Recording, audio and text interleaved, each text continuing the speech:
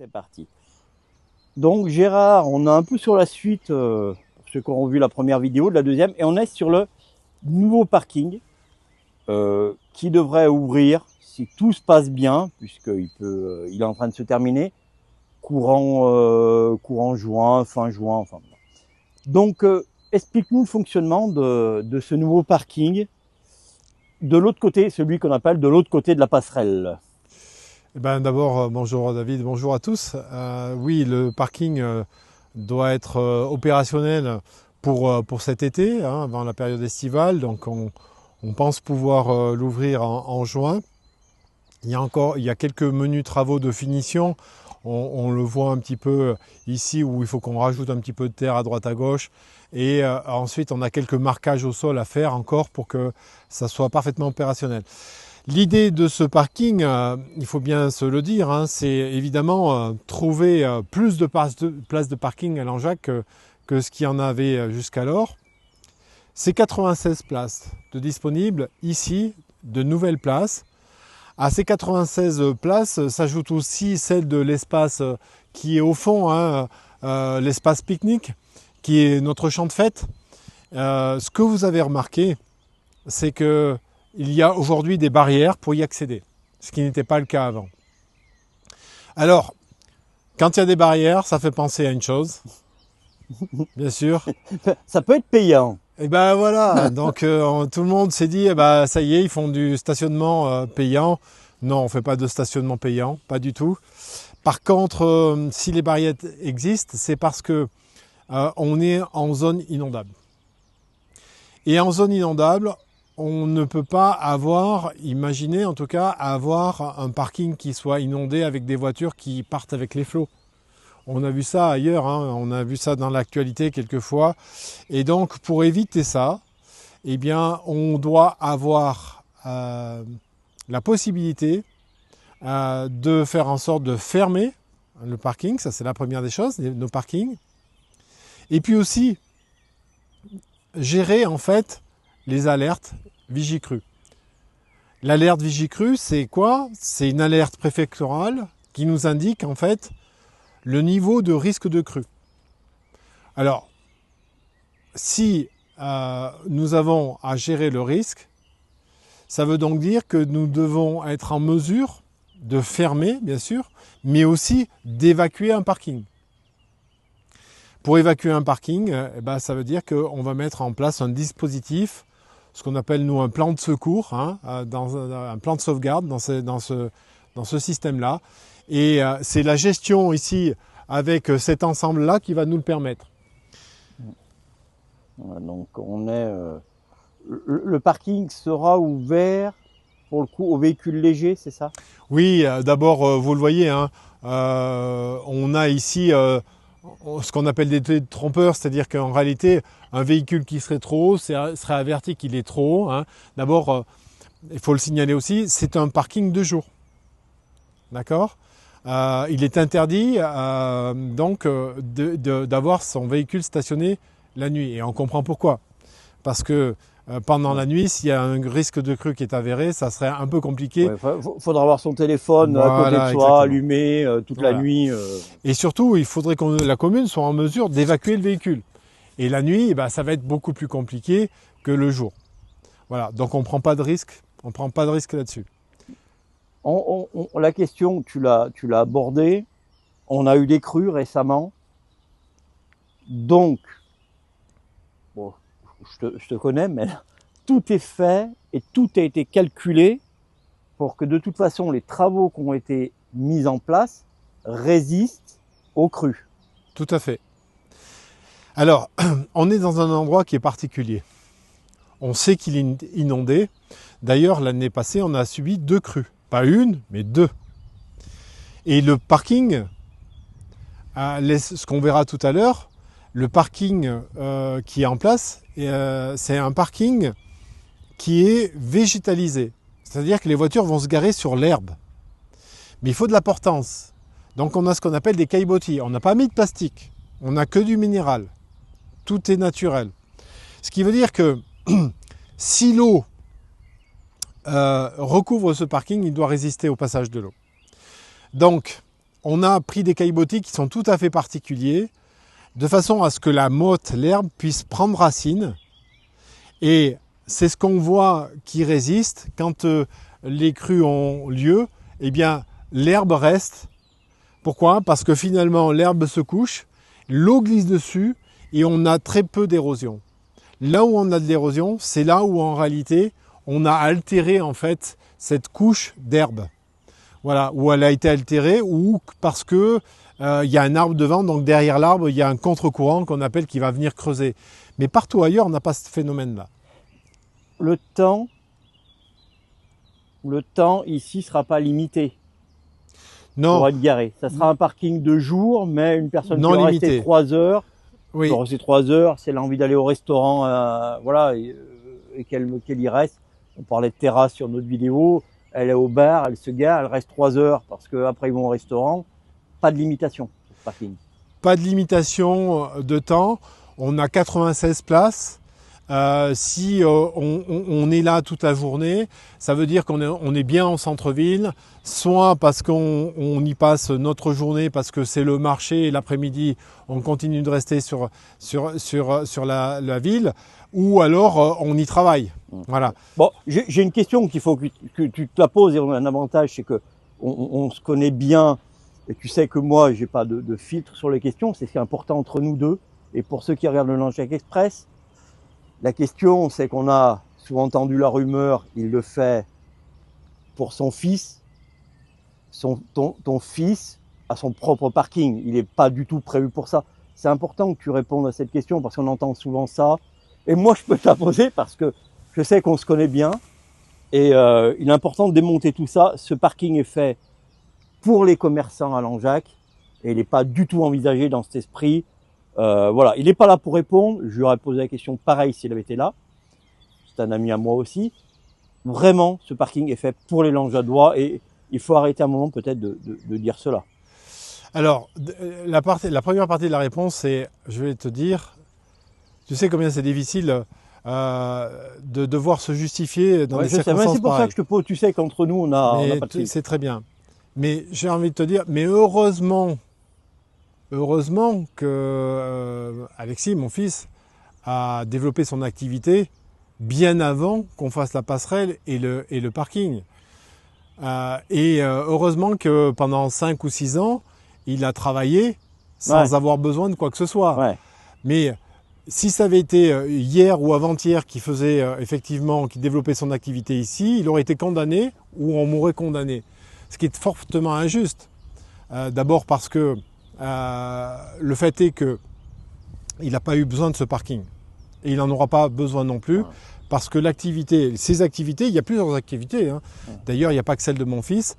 L'accessibilité, elle est aussi pour à la fois les agriculteurs qui sont aujourd'hui, qui exploitent à l'arrière, derrière le parc. Hein. Il y a tout un tas de terres. Il y a l'accessibilité au barrage, à la passe à poissons, etc., etc. Alors évidemment, on n'empêchera pas certaines mauvaises langues de lancer des rumeurs de ce type-là. Mais vous savez, tu le sais, hein, en fait, nous on s'est inscrit dans un schéma, dans le programme avant qu'on soit élu. Ouais, mais c'est pour ça. Tout avait été dit déjà, et on suit notre plan depuis le début. Il n'y a pas de surprise à ce qu'on fait. Et puis, on a la première problématique, c'est celle du stationnement Langeadois. Voilà, c'est important, c'est que c'est dans cette problématique que ce parking vient s'inscrire. Voilà. Et si on l'a créé de ce côté-là aussi, c'est parce qu'on a un vrai bel écrin. Et quand on arrive, imaginez-vous les touristes arriver à cet endroit-là. Au lieu de tourner en centre-ville, prendre 5, 10 minutes, un quart d'heure et finir par s'en aller, ils auront une vraie proposition de parking. Ouais. Et là, c'est la meilleure façon de découvrir Langeac, avec la passerelle, en arrivant avec la vue magnifique qu'on a sur la collégiale, sur le quai qui va être rénové. C'est comme ça qu'on participe à l'attractivité et qu'on a une vraie proposition. Voilà. On va continuer à visiter. Merci d'avoir répondu, Gérard. Et on va continuer la visite du parking. Tu vas nous expliquer. Est-ce que tu veux bien que je te dise un mot sur le fonctionnement même du système? Je veux bien, oui, je veux bien. Bon. Pendant qu'on est là, oui, comme ça, ça y traque comme ça va. Simplement vous signaler qu'ici, on a une borne. Peut-être tu peux me suivre? Bah, je te suis, regarde. Voilà. Alors, pour que les gens se rendent compte. En fait, ici, on a une borne. Nous avons l'obligation, comme je vous disais tout à l'heure, de prévoir des mesures de sauvegarde en cas d'inondation. Ça veut donc dire que on va demander aux gens leur numéro de téléphone, mais pas pour les appeler. On va demander leur numéro de téléphone en leur disant le parking est réglementé, prenez garde. On est d'accord. Alors, juste précision, on ne rentre pas sa plaque d'immatriculation, Non. on rentre son numéro de téléphone. Oui, la plaque d'immatriculation, elle est lue par le système. D'accord. D'accord ? Le système identifie la voiture. Et on demande aux gens de nous donner leur numéro de téléphone. C'est ce qui donnera l'accès. Pourquoi on fait ça? D'abord parce que, rassurez tout le monde, quand vous nous donnez votre numéro de téléphone, vous ne donnez pas votre nom. Votre numéro de téléphone, il s'efface une fois que vous sortez. Ouais, D'accord ? Voilà, il n'y a pas de. C'est pas gardé. C'est pas gardé. D'accord ? Il est le temps d'utilisation. Et pourquoi on fait ça? Parce que quand on aura un risque avéré, Vigicru se met en route. La préfecture lance l'appel.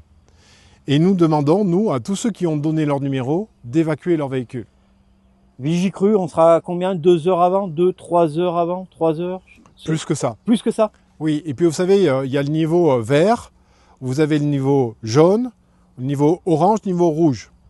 Donc il y a un système qui est gradé, vous voyez. Ouais. Et donc évidemment, nous, ce que nous faisons, c'est qu'à partir du moment où le risque de crue existe, il y a un niveau de vigilance et on informe les gens qui ont par SMS, par SMS. On ne les appelle pas, on envoie un SMS. C'est pour ça que dans le règlement, on leur dira de veiller à leur messagerie durant le temps du parking. Et donc, on envoie un message en disant « Attention, risque de crue dans la journée ». Est-ce que cette information, tu parlais de panneaux informatisés sur une autre vidéo, puisque celle-ci passera en second, donc ceux qui auront vu la première comprendront, et je reprends bien, il va y avoir des panneaux digitales. Est-ce que ça sera annoncé aussi, ça pourrait être annoncé sur les panneaux digitales? Oui, tout à fait. Puisqu'on utilise des panneaux digitales, en fait, on va pouvoir faire ces annonces. Ces panneaux numériques, ils ont cet intérêt, c'est-à-dire qu'ils sont interactifs et en temps réel, on donne l'information. Le deuxième niveau de vigilance, ça sera de dire le risque est avéré. Et nous, dans notre plan de sauvegarde à Langeac, on a une procédure qui est établie où chacun, en fait, prend des actions à enclencher. Il y a une action qui va s'enclencher automatiquement. C'est-à-dire qu'on va envoyer un deuxième SMS en disant risque d'inondation avéré, donc certain, sûr, vous devez évacuer votre véhicule dans les 30 minutes. Voilà, vous devez sortir votre véhicule. Sinon, nous le ferons à votre frais, à vos frais. Le système, c'est que là, vous recevez, si je résume, pour que tu reçois la vigilance. C'est donc à partir de la mairie et non pas à partir de cette borne que les notifications vont être envoyées. C'est un système, ouais, c'est un logiciel. Ouais. C'est un logiciel en mairie, mais qui est doublé d'un système national. D'accord. C'est notre fournisseur qui assure ça et qui va lancer ce message. Donc automatiquement, on ne rentre plus sur le parking, l'accès est fermé, on signale là-bas au bord de la départementale que le parking est fermé, voilà, et qu'il est en cours d'évacuation et seule la sortie est autorisée. Okay. Et à la sortie, on enregistre aussi la plaque. Ouais. Donc on comptabilise le nombre de voitures qui sont stationnées et comme on a le numéro de téléphone, on peut relancer en fait nos demandes et nos alertes autant que bon nous semble. Ouais. Et nous, commune, on prévoit les moyens pour évacuer. Et à partir d'une certaine heure, puisque nous on surveille en fait à la fois l'Allier mais tous ses affluents. Et on a établi un tableau qui nous permet de savoir à 8 heures, à 6 heures, à 4 heures, quelle sera la montée des eaux ici. Tu parlais tout à l'heure que c'était un parking de jour. Est-ce qu'il y a un horaire de fermeture, de sortie pour les voitures, ou de fermeture qui a été mis en place, ou pour le moment il est encore assez indécis? Alors le système de fermeture, en réalité, c'est que comme vous avez une lecture de plaque, vous avez la lecture de plaque avec le jour et l'heure. Ouais. Donc on aura des gens qui vont être en infraction s'ils sortent trop tard. On a la liberté de les sanctionner par une verbalisation ou pas. Voilà. Je pense qu'effectivement... Est-ce que ça sera 20h, 22h? Là, par contre, c'est l'évacuation. Et là, c'est fourrière, et là, c'est cher. Ouais. Voilà, là, voilà, faut être clair là-dessus. Ouais. Mais il faut comprendre que quand on dit que c'est un parking de jour, nous, on ne peut pas laisser une voiture après 19h et ici sur le parking.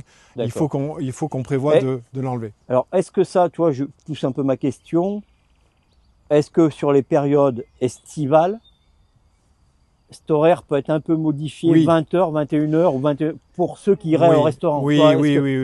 Elle est là ma question. Alors, c'est aussi lié à la longueur du jour. Ok. Parce qu'on n'imagine pas intervenir la nuit. Oui. Ouais, c'est ce que... Donc, quand on a la lueur du jour, il y a une cohérence à le laisser ouvert jusque voilà. Mais quand on parle, c'est un parking de jour, ça va de soi. Hein. Ouais. Parking de nuit, on comprend ce que ça veut dire. Ouais. Ça veut dire qu'effectivement, dès que le crépuscule arrive, il ne faut plus qu'il y ait de voiture ici. Et donc, comme c'est informatisé, en fait, on peut tout à fait avoir l'affichage qui nous dit jusqu'à quelle heure, en fait, on peut avoir accès à ce parking. Voilà. D'où était la question. Voilà, tout à fait. Et après, généralement, ça se libère en soirée sur les autres places. Voilà, donc vous voyez que la hauteur est pas très... Ouais. Oui, mais tu es grand, Gérard, ça aussi. C'est vrai, mais... Si c'est moi, toi, ça passe mieux. Mais voilà, donc c'est des voitures qui font moins de 2 mètres. On doit être 1m95, quelque chose comme ça. Donc ça va... 2 mètres peut-être, oui. On va continuer sur le... Là, on a eu le fonctionnement. Et maintenant, on va aller voir côté, ce que tu disais, l'herbe. Oui. Juste avant, vous dire que... Allez, vas-y. Vous voyez, il y a un profil ici en goutte d'eau. Donc, si les gens ici qui arrivent, quand ils arrivent ici, ils vont arriver par là, ou bouge pas, hein, parce que... Ou alors, oui, tu peux me suivre. Voilà, je te suis. Donc, les voitures arrivent ici. D'accord? Ils voient le règlement. Ouais. Si le règlement ne leur convient pas, s'ils n'ont pas de numéro de portable, eh bien dans ce cas-là, ils ont la possibilité de tourner et de repartir tout simplement. Voilà. D'accord? Donc ce qu'on appelle la goutte d'eau, là, elle est faite, c'est finalement une plateforme de retournement pour repartir si les gens, par exemple, ils n'ont pas de numéro de téléphone. S'ils n'ont pas de numéro de téléphone, évidemment, il faut qu'ils trouvent une autre place ailleurs qui n'est pas en zone inondable. Voilà, de toute façon, ils n'auront pas accès puisqu'il faut rentrer le numéro de téléphone, ils seront devant, ils seront coincés. C'est vraiment pour réduire tout risque, hein, on veut aucun risque parce que effectivement on peut avoir un effet précipité. Vous savez que les orages violents qu'il peut y avoir sur les Cévennes peuvent être chez nous en 6 à 8 heures et il faut faire ce qu'il faut. Mettre en place on va dire aujourd'hui, alors je ne sais pas si c'est un bien ou un mal, hein, je ne me prononcerai pas là-dessus, mais la plupart des personnes ont un portable, ce qu'on appelle un mobile. Oui, mais oui, bien sûr. Ouais. Et puis aussi, il faut vous dire aussi autre chose, c'est que finalement, cette procédure de sécurité mise en place, de sauvegarde mise en place, elle va être rarement utile. Parce que si on regarde le nombre de crues depuis 10 ans, on en a eu 5 ou 6 crues. Ouais. Vous voyez, donc, et encore pas des grosses crues. Enfin voilà, donc forcément, personne ne peut prévenir l'avenir, mais on passera des années sans avoir aucun souci. Oui, et d'autres où il y en aura un peu plus. On aura 2 fois ou 3 fois dans l'année, on devra fermer. Voilà. Oui, donc tout est étudié de toute façon. Voilà. Alors, maintenant, on va aller voir un petit peu le fonctionnement. Voilà, donc on est à la borne. Voilà. Alors on est guidé vraiment par tout est étudié, donc par des plots en bois. Oui, tout à fait. On sépare les entrées et les sorties.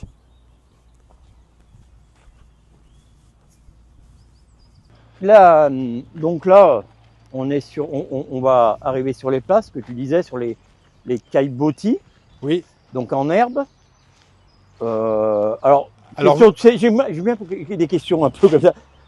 L'herbe restera haute ou elle sera tondue? Alors, elle sera tondue, pour 2 raisons. Attends, juste un petit moment, David. Ouais. Tu vois les marquages au sol, là? Ouais. En fait, voilà, il nous reste la signalétique à faire. Vous voyez, le marquage avec la peinture au sol.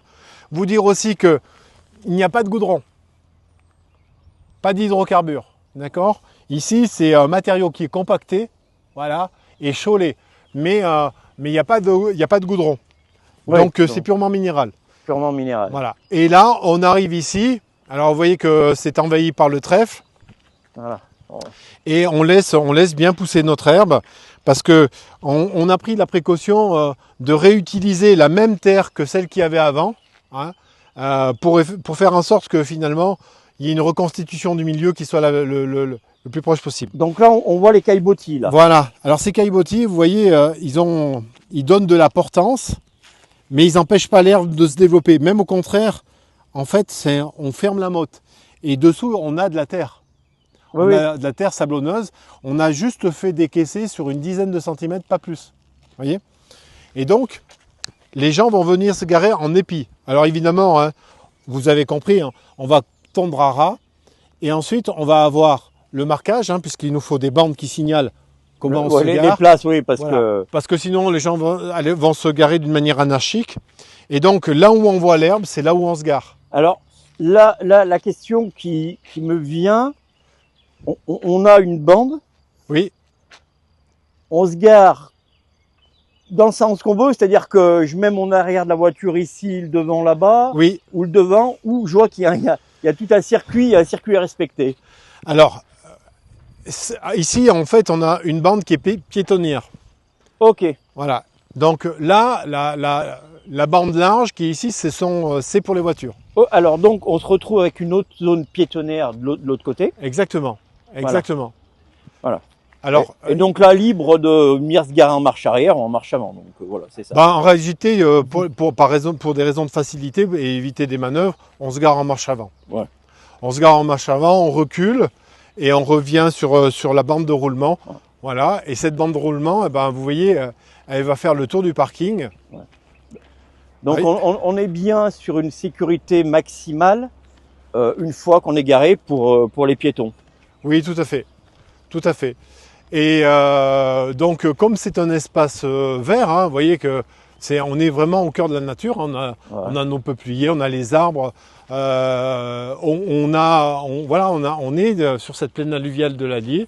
Et ici, on peut profiter déjà de cette arrivée qui est magnifique puisque on va bientôt découvrir la collégiale et on aura le prochain pont qui va se montrer là. Hein. Bon, je te poserai pas la question. Voilà. Bon, on me la pose souvent. Est-ce que tu as l'info? Eh ben, je suis comme vous, hein, j'attends, mais vous savez, c'est le département qui doit faire les travaux. Alors, je comprends qu'il y a quelques difficultés en ce moment, mais c'est bien dans les plans, hein, tout a été prévu. Ouais. Les plans, je les ai vus, hein, ils existent. C'est l'aparté, ça. Mais c'est vrai qu'on me pose souvent la question.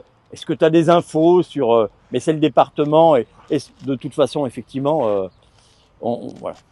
Alors, vous dire aussi que là, ce parking, c'est le lieu idéal. Pourquoi? Parce qu'on a le départ de nos sentiers des bords de l'Allier. Hein. Oui. Donc, on a le sentier du viaduc qui a été fait par la communauté de communes. J'ai demandé à ce que, en fait, sur la longueur de l'Allier, on ait des chemins de randonnée pédestre sur les bords d'Allier. Et on est en train d'y arriver, hein, c'est-à-dire qu'aujourd'hui, vous avez la continuité qui permet de monter jusqu'à Saint-Arcon. On peut même, pour les connaisseurs, hein, par contre, c'est pas encore tout à fait matérialisé, de l'autre côté, revenir du côté Chanteuge, jusqu'ici. On a la possibilité d'aller jusqu'à Reillac. On a la possibilité de faire le tour par le pont de Costé et revenir. Et donc, on imagine aussi des promeneurs venir se garer ici et avoir tout de suite, ils descendent de la voiture et ils sont sur le sentier. Ouais. En plus, on a une vue qui est assez... Alors, on ne se rend pas compte, hein, mais vous voyez, il y a Oui, il y a une pente. Oui, parce que c'est le niveau naturel. En fait, je vous disais que le mot d'ordre a été donné de ne toucher à minima. En fait, on a juste enlevé 10 cm et on a gardé les pentes naturelles. Et donc, on voit ici que lorsqu'on sort de notre parking, on vient tourner et on va repartir. Hein, on va partir sur la voie de sortie. Alors évidemment, vous le comprenez, hein, sur ces voies qui sont piétonnes, on va mettre un poteau. Oui, hein. pour éviter qu'il y ait des voitures qui passent. Oui, parce qu'il y en a toujours qui ont l'idée de passer. Bon, hein, tu es motard, j'ai pas mal d'amis motards aussi. Est-ce qu'il y a des places pour les motos qui vont être prévues, nous deux, qui vont être prévues pour qu'ils puissent se garer? Alors les motards ne bénéficient pas d'avantages particuliers, mais le seul avantage c'est leurs deux roues et donc en fait on a des solutions en centre-ville qui sont plus faciles pour eux. On peut voilà, c'est beaucoup plus facile de garer une moto, même en grande ombre avec moins de place. En fait, ce sera le même règlement pour une moto qui voudrait venir se garer. Il rentre son numéro de téléphone. Oui. On aurait peut-être plus de difficultés à sortir les motos que les voitures pour le coup, mais bon, si on devait évacuer. Mais voilà, dans la destination, c'est plutôt les véhicules légers. Les véhicules légers. Voilà. Et donc, regardez, vous allez vous garer là. Et le soir, vous serez à l'ombre même. Et les sentiers de dégagement sur le côté. Voilà. Donc, et là, on a l'impression d'aller se garer dans un pré, on est bien d'accord. Voilà. Et puis, ça, bien sûr. Effectivement, alors, on se rend compte, on a un dévers. Donc quand on est garé, on c'est impressionnant. On a un dévers qui tout le long, qui renvoie l'eau à l'allier, quoi. Alors c'est vrai que techniquement, on a beaucoup étudié en fait le processus hydraulique. Donc le parking il a été fait pour être inondé et pour résister aux crues. D'ailleurs, les 2 crues précédentes l'ont montré qu'il a résisté, parce que déjà les caillebotis étaient en place. Il était même plus fragile que ce qu'il est aujourd'hui, puisqu'aujourd'hui on a de la motte et qu'aujourd'hui on est venu faire ce sol. Et il n'a pas été dégradé. Ce qui a été dégradé, c'est plutôt les endroits où il y avait de la terre et des pierres.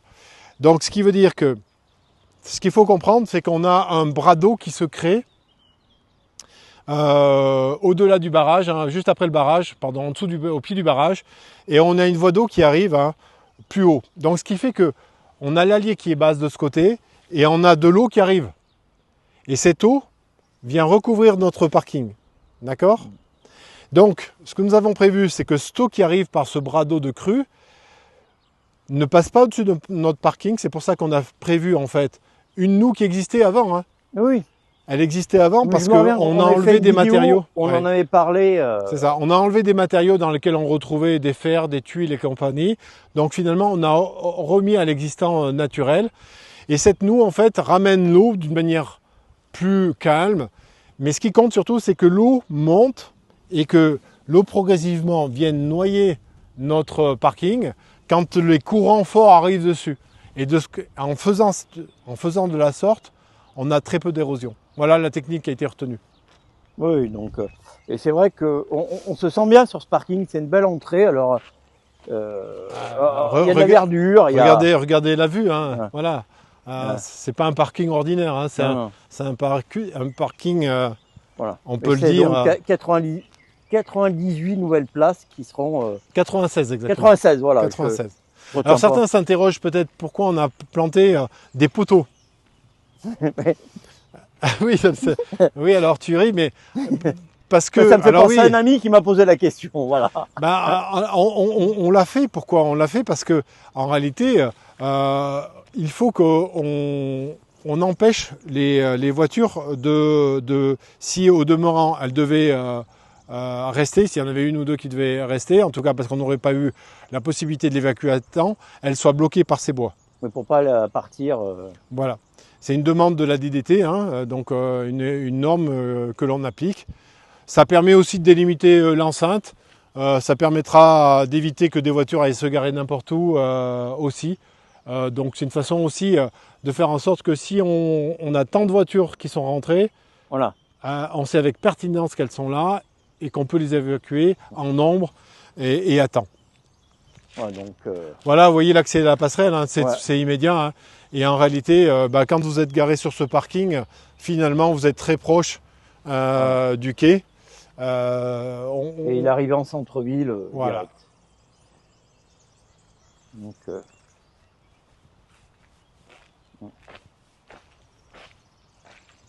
et là, on arrive sur le centre-ville.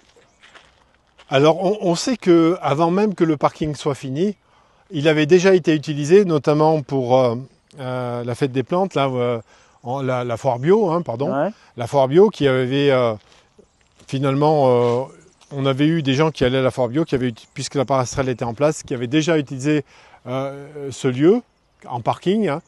Donc, il était évident que Ce parking, il est attendu. Aujourd'hui, on sait qu'il est attendu. Il y a une question qui, alors c'est sur 2-3 jours, mais il faut bien la poser.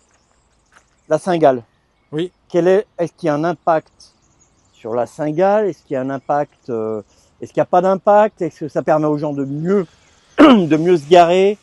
Voilà. Quel est le? Est-ce qu'il y a, voilà, parce que la question peut venir. Hein, autant que je la pose. Oui. Alors, le parking ne sera pas utilisé, ni celui du champ de fête, ni celui-ci pendant la Saint-Gall, pour des raisons de sécurité. Depuis maintenant 3 ans, on a une nouvelle exigence qui s'est mise en place. Il ne peut plus y avoir de véhicules qui passent au milieu de la foule. Souvenez-vous des Saint-Gall d'avant. Oui. On avait un parking qui était là et on avait un flux de véhicules qui traversait le flux de... Donc, le flux des gens. C'est bloqué à l'entrée comme à la départementale. Est-ce que c'est un impact au niveau des forains? Non, parce que la place est suffisante, on l'a démontré l'an passé, hein. La place est suffisante en fait pour la fête. Alors évidemment, ça a changé un peu leurs habitudes, mais on a la potentialité d'avoir autant voilà, non, mais au moins autant de manèges qu'avant. Il y aura autant, l'activité foraine n'est pas impactée. N'est pas impactée, voilà. Et donc toujours avec les balles en face. Voilà. Et là, on le voit, on voit l'entrée, hein, ouais, voilà, du parc festivalier. Ouais. Ce parc festivalier, il a d'énormes avantages. D'abord parce que c'est une ceinture. Il est ceinturé, hein, c'est un vrai parc. Et on peut vraiment maîtriser la sécurité. Et on a vu que ça changeait beaucoup de choses. Hein, parce que on voit très très précisément, hein, ceux qui font la surveillance, c'est très facile à faire. Ils interviennent 10 fois plus vite qu'avant. Et on neutralise rapidement tous les incidents. Et en quelque sorte, si vous voulez, ceux qui créent les incidents ne peuvent pas nous échapper. Voilà, donc c'est très bien. Très bien. Merci Gérard. Aurait-on a abordé quelques sujets autour de ce parking et puis des choses importantes qui vont arriver rapidement avec la Saint-Gall début juillet, avec ce parking qui va ouvrir mi-juin, fin juin, mais ça... je pense qu'il y aura une annonce qui sera faite un peu partout. La dernière question, les panneaux, tu parlais de panneaux de panneaux digitales, eux arrivent quand? Puisque eux vont faire partie aussi de cette information. Est-ce que c'est cette année? Est-ce que c'est un peu plus tard, la mise en place des panneaux digitales? On sait toujours que c'est toujours avec les fournisseurs, c'est un peu compliqué. Voilà, c'est toujours, il y a toujours des délais. Normalement, il est prévu qu'effectivement le panneau digital se soit installé avant le mois de juillet. D'ailleurs, pour certains auront peut-être remarqué qu'on va, notamment là où nous avons en fait le croisement en face de chez Monsieur Vissac, là, oui. Vous voyez, le croisement de la voie d'accès avec la départementale. À cet endroit-là, on va faire, il y a un arrêt de bus. Donc on va faire un trottoir, on va mettre un vrai arrêt de bus avec un abri. Et on va faire, à cet endroit-là, on va mettre notre panneau digital avec on va enlever ce qui est aujourd'hui pas très bien entretenu, hein, puisqu'il y a une petite forêt de panneaux et oui, on remet tout ça bien propre. Oui. Ça finira en fait le projet. C'est important de le dire parce qu'on avait besoin d'intervenir aussi à ce niveau-là. Très bien. Merci. Simplement, juste un mot, David. Puis je te laisse terminer. Puisque les travaux sur le quai, hein, donc on les a repoussés après la période estivale pour éviter de porter à conséquence pour tous nos commerces de centre-ville. Ce que nous allons faire, et bien évidemment, comme on va supprimer des places de stationnement sur le quai, par voie de conséquence, il fallait avoir une solution. Ben, ce parking en offre une. Voilà. On est tout de suite à proximité du quai, et donc on peut enlever quelques places sur le quai sans nuire en fait. Au problème de stationnement. Parking ouvert toute l'année? Parking ouvert toute l'année. C'est le terme qu'on n'avait pas. C'est ça, voilà. Tout à fait. Toute l'année, mais l'hiver, il fermera un peu plus tôt. Oui, ou en cas de crue. Voilà. Merci beaucoup à tous. Merci Gérard. Merci, au revoir.